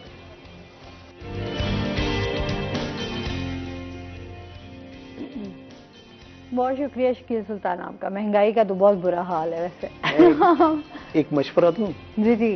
क्रिकेट टीम को, ये प्लेयरों को हटाकर ना ये अदरक, लहसुन, मुर्गी, प्याज इनको ओपन कराएं। देखो 200-200, 300-300, हमारे तो 100 से ऊपर कोई जाता ही नहीं है। ठीक है, इनको होना चाहिए जो 200-200, 300-300, 400-400 कर रहे हैं, तो इनको जो है ना टीम में होना चाहिए। बिल्कुल ऐसे ही है, बिल्कुल ऐसे ही है। अच्छा ये बताएं, जाहिर सी बात है बड़ा मुश्किल होता है ना, आप सम टाइम बहुत सारी अपने भी आपके मसाइल चल रहे होते हैं, चीज़ें चल रही होती हैं, फिर स्टेज पे आना और वो आप सब चीज़ें भूल के और अपने ऑडियंस के सामने अपने आप को पेश करना है, लेकिन अच्छे मूड के साथ कि उनको हंसाना है, उनको एंटरटेन करना है, कितना मुश्किल है? इतना ही मुश्किल है मैम जैसे आप लाइव शो करती हैं, क्योंकि आपके भी बहुत से मसाइल, बहुत से प्रॉब्लम होंगे, लेकिन जब ये कैमरा ऑन होता है और ये लाइट ऑन होता है तो आपके ज़हन से वो सब चीज़ें मतलब डिलीट हो जाती हैं। ऐसे ही फनकार जब उन्हीं कपड़ों में, जिन कपड़ों में वो घर से आया है, उसी कपड़ों में अगर वो करेगा रोल, तो उसके ज़हन में वो बातें होंगी जो उसकी प्रॉब्लम्स हैं। अगर वो गेटअप करेगा, जब वो गेटअप करके स्टेज पे जाता है तो उसने अपनी ज़ात की नफी कर दी और वो उस करैक्टर में चला गया जो करैक्टर वो करना चाह रहा है। तो उस वक्त ये सब चीज़ें मतलब इंटर होते ही ख़त्म। चाहे आपकी तबीयत ख़राब है, घर में बच्चे बीमार हैं, इवन ऐसा तक भी हुआ है फनकारों के साथ। वेलकम बैक नाज़रीन, रोही 10 में आपको खुश आमदीद कहते हैं। चलते हैं अपने सेगमेंट की तरफ, एक दिन एक नेकी। रहीम, आज के दौर में नौजवान नस्ल को एक बात का ज़रूर ख्याल रखना चाहिए। बेशक वो इल्म में, तालीम में, साइंस में, टेक्नोलॉजी में एक ऐसे ज़माने में रह रहे हैं कि जो उरूज पर है, कमाल पर है, लेकिन अक़दार और वैल्यूज़ को कभी भी खोया नहीं जा सकता। हमारी इन अक़दार और वैल्यूज़ में एक जो वैल्यू है, कद्र है, वो है वालिदैन की इज़्ज़त, वालिदैन का एहतराम। इस्लाम सिर्फ इस्लाम नहीं बल्कि दुनिया के सब मज़ाहिब में ये बात पसंदीदा है और अल्लाह सुब्हानहू व तआला ने इसका हुक्म दिया है और ये लाजिम ठहराया गया है कि औलाद को चाहिए कि अपने वालिदैन की इज़्ज़त करे, बल्कि जो बड़ा है उसकी इज़्ज़त होनी चाहिए और जो छोटा है उसके साथ शफ़क़त से पेश आना चाहिए। कुरान पाक ने अल्लाह सुब्हानहू व तआला की तौहीद और अल्लाह की इबादत उसको बयान करने के बाद फिर वालिदैन का जिक्र किया, वालिदैन के साथ एहसान की अल्लाह ताला ने तालीम दी। तो एहसान क्या है? वह बिलवालिदैन एहसाना, एहसान यही है कि वालिदैन के साथ नरमी का लहजा हो, मोहब्बत का लहजा हो, एहतराम का लहजा हो, फर्माबरदारी का अंदाज़ हो, कि वो बात कि जो शरीयत के ऐन मुताबिक है और दीन के मुताबिक है, तो फिर औलाद को चाहिए कि अपने वालिदैन की वो बात सुने। हाँ, अगर कोई बात ऐसी है कि जो दीन के ख़िलाफ़ है तो फिर बेशक उसका इनकार कर दे, इसलिए कि अल्लाह और उसके रसूल की जो इताअत और फर्माबरदारी है वो हर सूरत में एक मुसलमान पर लाजिम और ज़रूरी है।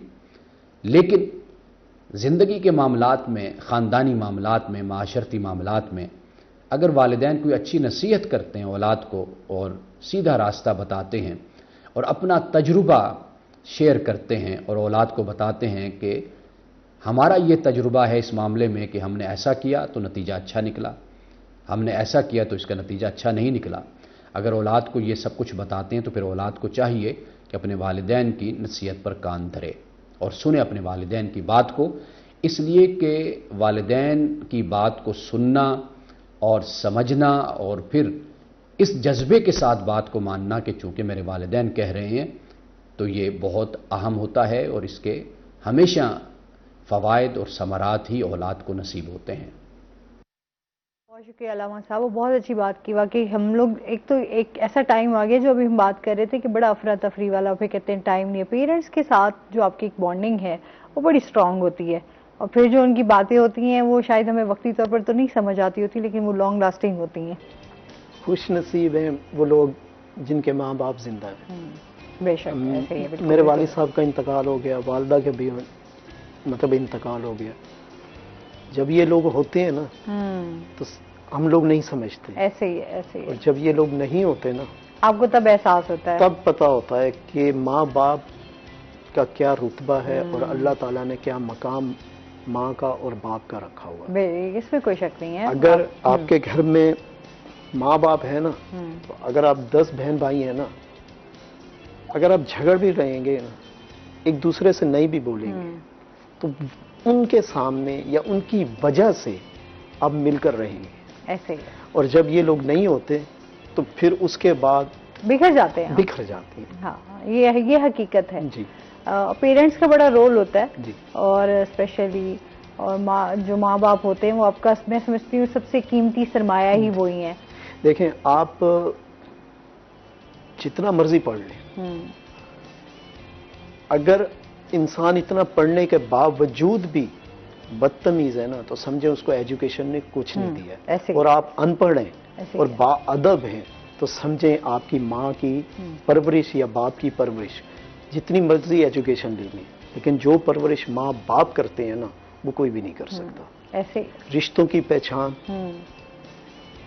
मतलब अपने खानदान में और अपने लोगों में किस तरह रहना है। 9 पढ़े लिखे और एक जाहिल बीच में बैठा हो ना, वो भी पढ़ा लिखा हो जाता है, और 9 जाहिल हो और एक पढ़ा लिखा हो वो भी जाहिल हो जाता है। लेकिन माँ बाप चाहे अनपढ़ हों या पढ़े लिखे हैं, क्या बात है उनके, मैं तो समझती हूँ उन जैसा तो कोई चीज ही नहीं है, नेवल बदल ही नहीं है उनका। नहीं। तो ये बड़े वो कहते हैं जो खुश नसीब हैं जिनके माँ बाप जिंदा हैं, तो अगर वो उनकी कदर करें तो बहुत अच्छी बात है, उनको सुने समझे, उनके पास बैठे। माँ बाप की कदर करने से इंसान की दुनिया भी आसान है और आखिरत भी आसान है। ऐसे ही है। तो बस मेरे तो नहीं है, मुझे पता है ये दर्द क्या है। आपको सब्र दे, जिनके हैं तो आपके चैनल के तवज्जुह से इतनी रिक्वेस्ट है उनसे, तो खुदारा ये वो मेवे हैं, ये जब तक हैं तो जितनी लज्जत आप ले सकते हो इन मेवों से, बिल्कुल ऐसे ही है। और ये जब चले जाएंगे ना तो सिवाय पछतावे के आपके पास कुछ भी नहीं रहता, कुछ भी नहीं रहता। और आप इतने बेबस होते हैं जब आपके प्यारे आपसे दूर जा रहे होते हैं, क्योंकि मैंने तो खुद भी ये टाइम देखा हुआ है, मेरी मदर की डेथ हुई, तो ये चीजें ऐसी होती हैं कि आप बहुत बेबस हो जाते हैं। आप अपने प्यारों को अपने से दूर जाते हुए देख रहे होते हैं और जिस तकलीफ में वो होते हैं वो बड़ा मुश्किल वक्त, बड़ा मुश्किल होता है, बहुत मुश्किल। ये बड़ा इमोशनल टॉपिक था। अच्छा, इसके साथ साथ आपसे ये भी जानना चाहूंगी, अभी हम क्या देखते हैं फनकारों में, हम हमेशा देखते हैं फनकार जब भी बीमार होता है या उसे कोई इस तरह की परेशानी आ जाती है तो हुकूमत की तरफ से उसे कोई सपोर्ट हासिल नहीं है, वो बेचारा उसी तरीके से फाइनेंशियली क्राइसिस में होगा, एक आम से हॉस्पिटल में होगा जहाँ उसकी केयर हो रही है या नहीं हो रही। अपील हमेशा की जाती है कि जी इनकी मदद की जाए। क्या कहना चाहेंगे, हमने जब भी आर्टिस्टों को देखा वो इसी तकलीफ और इसी कर्ब से गुजरता हुआ देखा। जिस तरह मैम कोई सरकारी ब्यूरोक्रेसी हो या सरकारी कोई भी मुलाजिम हो तो उसको मेडिकल मिलता है ना उसको, तो फनकारों को भी तो होना चाहिए ना। ठीक है, ये भी तो सफीर है ना, मुल्क का नाम रोशन करते हैं, बाहर जाके करते हैं, सारी जिंदगी गुजार देते हैं अपनी। उसके बाद होता यह है कि ये काम वो है कि बस हम लोग ये समझते हैं माजरत के साथ कि मुझ पे अरूज आया ना, ये सारी जिंदगी का है। सदाबादशाही अल्लाह पाक की होती है। जब अल्लाह पाक वक्त देता है तो हम संभालते नहीं, जब वक्त निकल जाता है तो फिर उसके बाद हम देखते हैं हुकूमत की तरफ या किसी की तरफ। तो हमारी आर्ट्स काउंसिलें जो बनी हुई हैं, ये कुछ ना कुछ फंड अब देती हैं। ठीक है। जिन ओवर 50 हैं तो उनको देती हैं। लेकिन जिस तरह कहते हैं ना, बड़ी मछली छोटी मछली को खा जाती है, इसी तरह हुकूमत बहुत सारा फंड देती है, लेकिन हमारे जो बड़े फनकार हैं वो नीचे तक आने ही नहीं नीचे देते। तक नहीं है। जो नीचे फनकार हैं, छोटे फनकार हैं, छोटे जिनकी फनकार मेहनत हैं, ठीक जिनकी है। बहुत सारा- अगर एक बड़ा आर्टिस्ट है, उसने अगर 20-25 साल अरूज देखा है और बहुत मतलब अगर उसके आखिरी वक्त में उसको इमदाद की जरूरत है, तो यकीन कीजिए कि हम जैसे जो फनकार हैं ना, उनका दिल दुखता है कि यार अगर इतने बड़े आर्टिस्ट को एंड में हुकूमत की इमदाद चाहिए तो पता नहीं हमारा कल क्या होगा। ठीक है। तो उससे हम लोगों में मतलब वो मायूसी पैदा होती है कि बड़े फनकार में एंड पे होता है जी हुकूमत इमदाद दे दे, हुकूमत ये दे दे। ऐसा बिल्कुल नहीं होना चाहिए। अच्छा, उसका पता क्यों चलता है? इसलिए कि वो पब्लिक फिगर होता है, उसका नाम होता है, उसको पता है जी बीमारी है, तो वो मीडिया में आता है, तो उसको इमदाद की ज़रूरत है। तो ये यकीन कीजिए, आम जो हमारा व्यूअर है, देखने वाला है ना, उसके नज़दीक ये कोई अच्छी चीज़ नहीं है। वो हमें सवाल करता है, यार इतने बड़े आर्टिस्ट इतना पैसा कमाया, एंड पे आप लोगों के पास जो है ना, मतलब इलाज के भी पैसे नहीं थे। तो ये अच्छा तासुर बिल्कुल भी नहीं जाता। मतलब हुकूमत की तरफ से कोई इस तरह की सपोर्ट नहीं है फनकारों को कि जिससे वो अपने आप को जिस तरह मतलब अभी है कोई एहसास प्रोग्राम बना हुआ है या हेल्थ कार्ड बने हुए हैं या मेडिकल, इसी तरह फनकार कार्ड भी बना दें ताकि जो अच्छा, ये तो वो बड़े फनकार हैं जिन्होंने नाम देखा है, तो वो मीडिया में आ गए कि उनके साथ ये प्रॉब्लम है तो उनको इमदाद मिली। कितने फनकार हैं जो अभी हम समझते हैं कि वो भी हम देखते भी नहीं है, जो मीडिया पर नहीं आए, पता भी नहीं चलता। अच्छा जी, बहुत शुक्रिया, बहुत अच्छा लगा आप हमारे शो का हिस्सा बने और मजा आया आपसे बात करके। कोई मैसेज देना चाहेंगे हमारे व्यूअर्स को? मैसेज ये है कि बस हम हर वक्त बुरा ही सोचते हैं कि हमारा मुल्क तरक्की नहीं कर, हमारा मुल्क ये, हमारा इस नहीं कर। सब्र शुक्र कीजिए, महंगाई जरूर है लेकिन ऊपर एक अल्लाह की जात भी है। बिल्कुल ऐसे। बस बहुत शुक्रिया। इसके साथ ही नाज़रीन, आज का प्रोग्राम यहीं पर ख़त्म हुआ। अपना बहुत सारा ख्याल रखिएगा, दुआओं में याद रखिएगा। इंशाल्लाह ज़िंदगी ने साथ दिया तो मंडे को आपसे फिर मुलाकात होगी। अल्लाह हाफ़िज़।